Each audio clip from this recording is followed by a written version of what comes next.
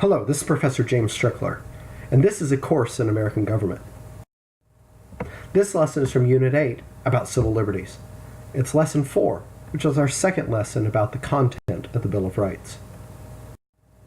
In this lesson, you'll learn about the Fourth Amendment and the Fifth Amendment. As we talk about the Bill of Rights, let's keep in mind that the Bill of Rights is the first 10 amendments that were added to the Constitution in 1791. They were added as a package, and they were added in response to some very specific concerns about the powers of the national government going too far, and us therefore needing an addendum to the Constitution that would allow us to check the powers of that national government. So the Bill of Rights is made up of 10 amendments. In previous lessons now, we've already talked about the First, Second, and Third, and the Ninth and the 10th Amendments. We talked about the Ninth and 10th Amendment 2 lessons ago, and in the last lesson we talked about the First, Second, and Third, with the first being about us being able to exchange ideas that can challenge the government, the second about us being able to arm ourselves to challenge the government, and the third about the government having to keep its soldiers out of our homes. So now as we move on to talk about the Fourth and Fifth Amendment, let's keep in mind this purpose that I already mentioned, that the Bill of Rights was included in the Constitution so we would have ways to check the powers of the national government. In this lesson, we'll then talk about how the Fourth and the Fifth Amendment do that. And the Fourth and the Fifth Amendment have a common sort of subject. We can be reminded of what that subject is by this quote from Thomas Jefferson, which we saw in a previous lesson. Thomas Jefferson talks about trial by jury being a fundamental way of upholding constitutional principles. This idea that the court system can enable us to uphold the Constitution, which, remember, you've learned this many times in this course, is a set of rules or boundaries put around the government.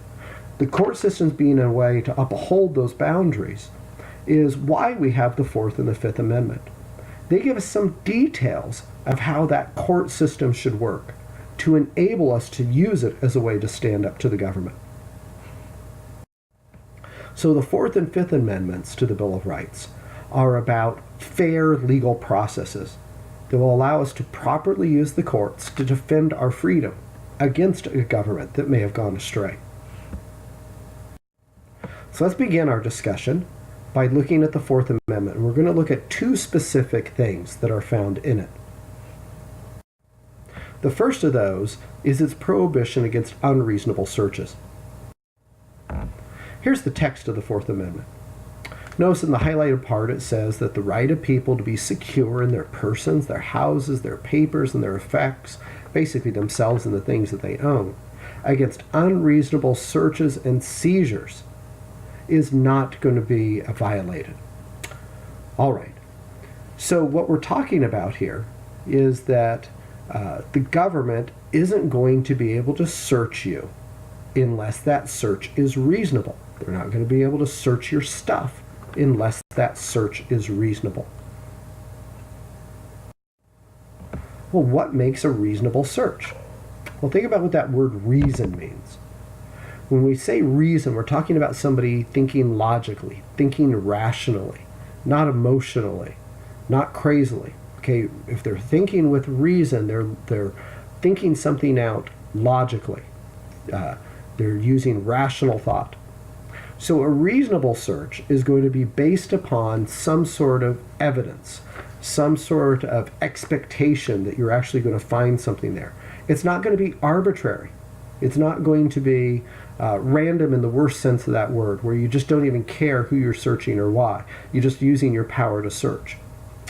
So with this in mind then, we can look at some examples here on the side of the page of kinds of searches that take place in our society. And we can think about whether these are reasonable or not.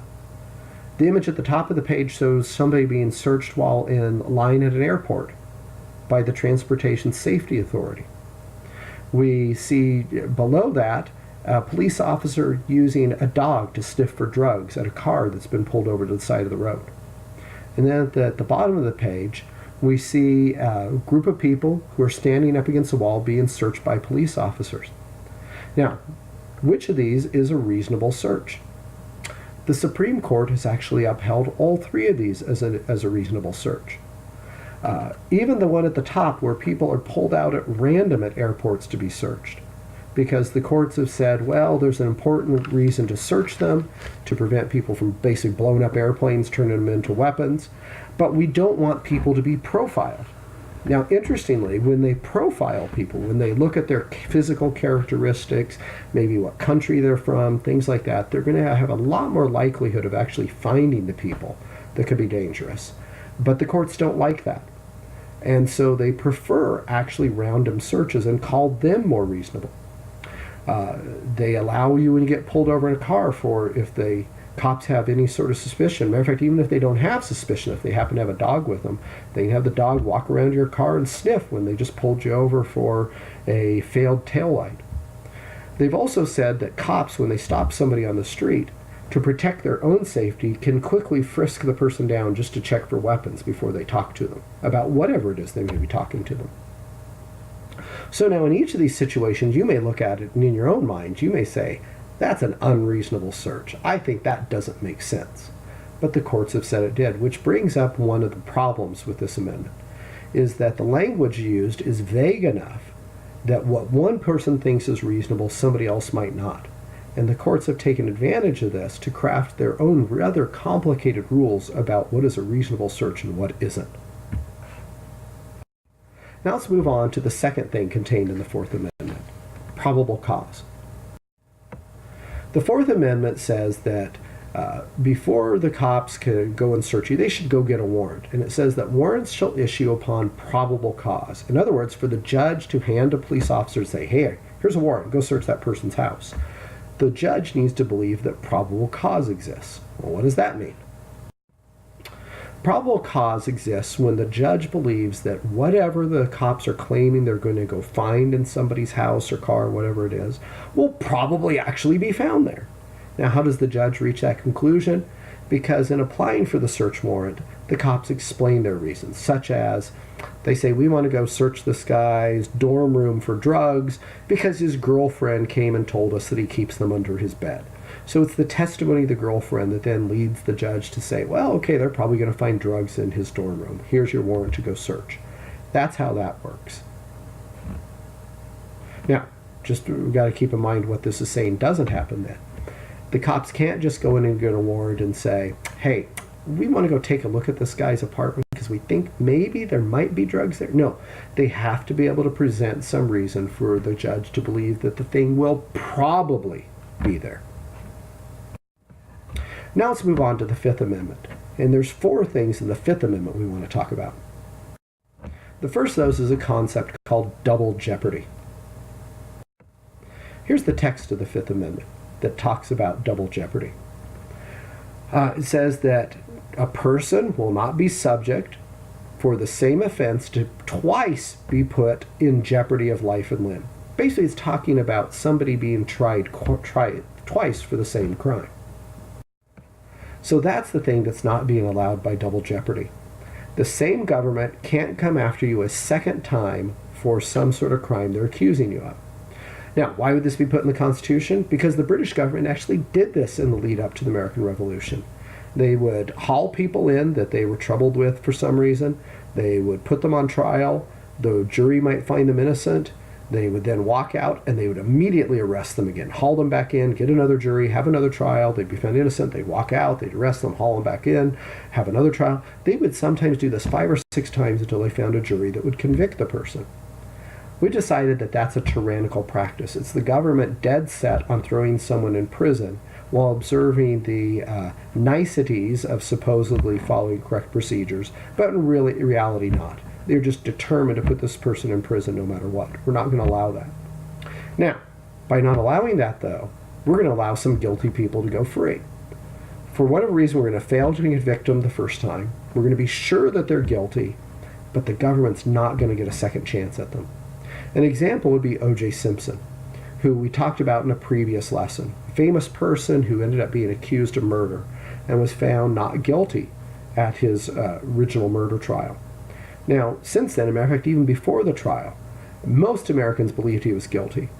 And most neutral observers on the outside looking at the evidence say, yeah, it's pretty overwhelming. He really probably killed the people involved. Well, OJ even worked on, with a ghostwriter, a book saying, if I did it. It's basically explaining how he would have committed the murders if he had. Well, let's imagine that he just came out right out, instead of saying, if I did it, he said, yep, I did it. I killed her. His ex-wife, that's who he was accused of murdering, and a waiter who happened to be by the house delivering sunglasses that were forgotten at a restaurant. Anyway, if he came out and just said, I did it, I murdered them, sorry, the government doesn't get a second chance at trying to convict him. The government gets one shot to convict somebody of a crime. If they fail, it's over with. The next thing we want to look at in the Fifth Amendment is self-incrimination. Here's the text. A person shall not be compelled in any criminal case to be a witness against himself. This is sometimes referred to as the right against self-incrimination. You don't have to be the one to testify and tell what you did bad. If the government's going to prove that you did it bad, they're going to have to prove it on their own. It's also sometimes called the right to remain silent. If the government says you have to confess, have to say what you did, no, you don't. You can remain silent and not say anything. Matter of fact, that's very good advice. Matter of fact, that's good advice about the previous principle we talked about in the Fourth Amendment, about no unreasonable searches or seizures. If you ever get questioned by a police officer, or a police officer asks to search your stuff, in both situations, the default answer should be no. I'm sorry, officer. Without a warrant, I don't allow my stuff to be searched. I'm sorry, officer. But I choose to invoke my right to remain silent. Now, the reason it's best just to do those things is you never know what might accidentally turn up and get you in trouble. So the less searching they can do, the less questioning they can do, the better. This right to remain silent is also sometimes called a person pleading the Fifth. They'll say, I plead the Fifth, which really what they means is they are invoking their right to remain silent. They're saying, I don't have to incriminate myself. I don't have to say anything if I don't want to. In addition, in the Fifth Amendment, we have a clause about due process. Here's what it says. It says that you will not be deprived of life, liberty, or property. Those are things government can't take away from you without them going through due process of law. Now, what this means is that in order for them to punish you by fining you or throwing you in prison or executing you even, they cannot just decide arbitrarily they want to do it. Oh, we don't like you, we're going to throw you in prison. Instead, they must follow a set of procedures. That's what due process means, in order to arrest you, try you, and punish you. And if they don't go through those proper procedures, they're not allowed to punish you. This is trying to ensure that whatever punishment you eventually get will be fair, rather than being just the whim of some government official that for whatever reason doesn't like you, perhaps because you're one of those rebels out there using your First Amendment rights to complain about them. So they decide to throw you in prison for something else. Nope. If they're going to throw you in prison for that something else, they have to go through the proper procedures to legitimately, fairly convict you. The final thing in the Fifth Amendment that we want to mention this lesson is just compensation. In the Fifth Amendment, it says that private property can't be taken from you for public use without just compensation. In other words, they have to pay you for what they take from you. This is also called eminent domain. It's the idea that, yes, government can take land for government purposes, but they have to pay you the market price for it. So, for example, in this picture, if the government wants to build a pipeline somewhere for something, and where the best place is to build that pipeline happens to cross farmers' fields, they can come in and they can take those fields away from the farmer, dig up the hole, lay down the pipeline, and go on. But if they're going to do that, they have to pay the farmers for them first.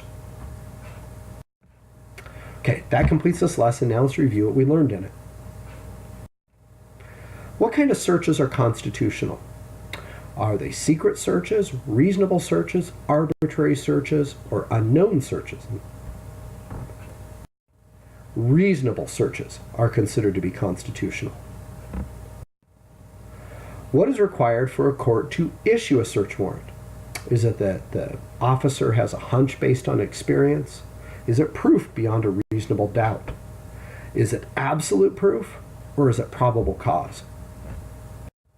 To issue a warrant, a judge has to have probable cause. In other words, they believe that the thing the officers are asking to go look for will probably be found at the place they're asking to go look. What is double jeopardy? Is it punishment that can't be increased? Is it that you can't be tried twice for the same crime? Is it overwhelming evidence? Or is it too many unknown facts? Double jeopardy is the idea that you can't be tried twice for the same crime. What is meant by pleading the fifth? Is it invoking your right to remain silent? Is it accepting a conviction? Is it claiming that you're innocent? Or is it asking for mercy? If you say, I plead the fifth, you're referring to the Fifth Amendment's self-incrimination clause, which is essentially your right to remain silent. What does due process require? Does it require a trial the same week in which you're arrested? Does it require a trial without a jury? Does it require correct outcomes? Or does it require fair procedures before the government can do something to you?